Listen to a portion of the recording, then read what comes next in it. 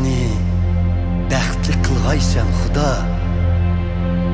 Shafqatingni ko'rsatib bizga didoringning jilvalarini kechir bizning üstümüzge.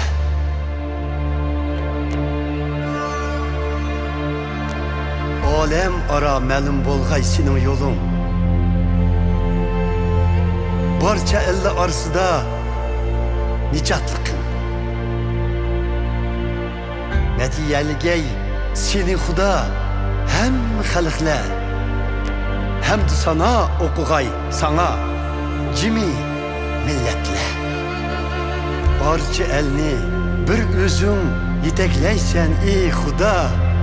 Hem ulanın üstüdün adil hüküm çıkırsan ey Xuda.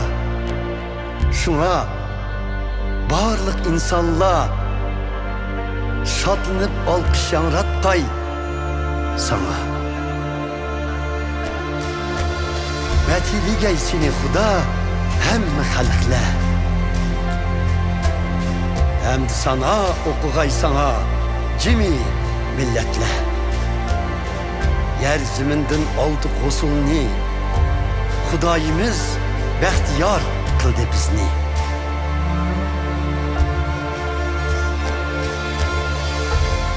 Xuda bizge bəxt ata kılgay.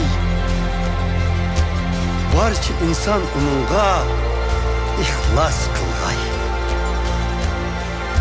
Netiyeligey seni Xuda hem xalqlar hem de sana okuğay sana cimi milletler.